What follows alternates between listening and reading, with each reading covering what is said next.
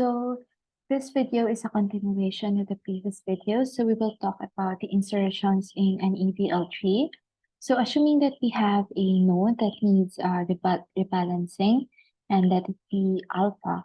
So there are four cases wherein they are further categorized into outside cases and inside cases. So the outside cases only require a single rotation, and the inside cases require double rotation. So for the outside cases, we do insertion into the left subtree of left child of alpha, or the node that needs rebalancing.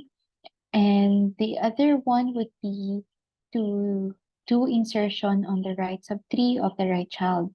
But what happens if we want to insert on the left child of a right subtree or on the right child of a left subtree?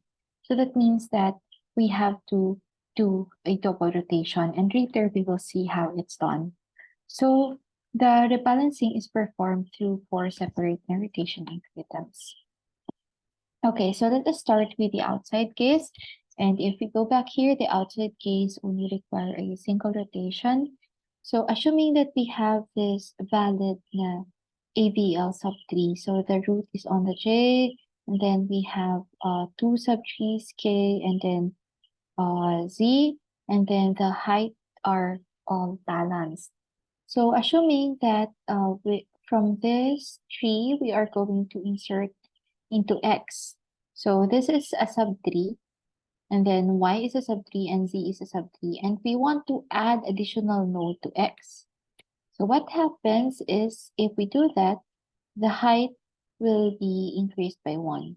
And inserting into X, it destroys the AVL property at node J. And if we check the height here and then the height here also, on the left subtree and then the right subtree, we see that there is some sort of imbalance. So that means that we have to do rebalancing.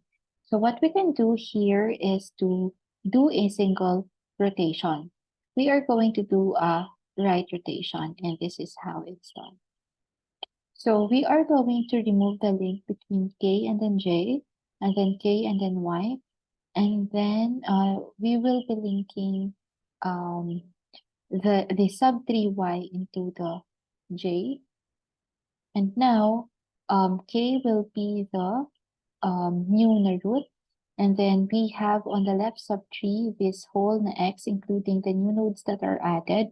And then on the right would be the J. And then as you can see from initially, Y, which is a child of K, is also now a child of J. So it's just rotating.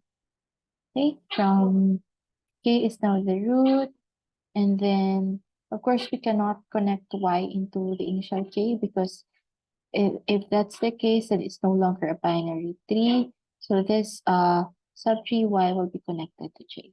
Okay, so the right rotation is done, but and the left rotation on the other hand is mirror symmetric. And with this rotation, the AVL property has been restored.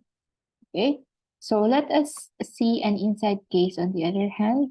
So let's consider this as a valid AVL subtree.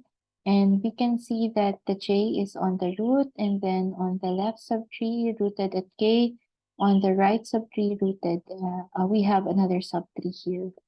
So considering that we are going to add on the right of the left subtree.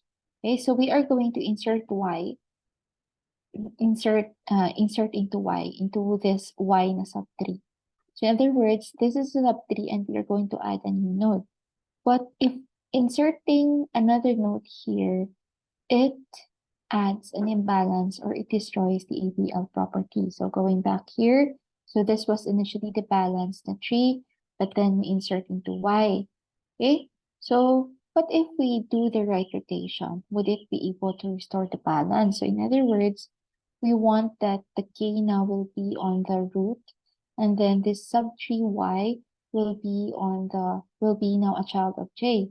Okay, but then if we do this one, so if we do it like this, now it still does not restore the balance. So we can see that K is now out of balance. So if we look at its left subtree and on the right subtree, the heights are not um balance. So what can we do here? So instead of having just one rotation, we are going to do double rotation. Okay, so let's see here what happens. So consider the structure of subtree y. So suppose that this is the structure of um, y na subtree wherein we have the node I with subtrees p and then w. Okay, and so if we do an inside case, we do a double rotation.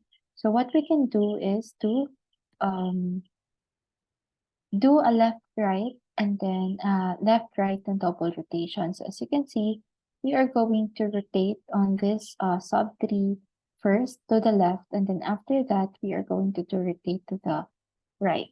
Okay, so let's see. So rotate from here, going back, so you can see initially the K is the root with subtrees X and then I, and then we are going to do a left rotation. Okay, now the I is on the left now. The I now is on the root, and the left subtree is K, and then the right subtree is W. And so the left rotation is complete. Now we are going to do a right rotation, and then we are going to rotate it like this, and I will now be on the root, and initially W, which is a child of I, is now a child of J, and the balance has been restored. Okay,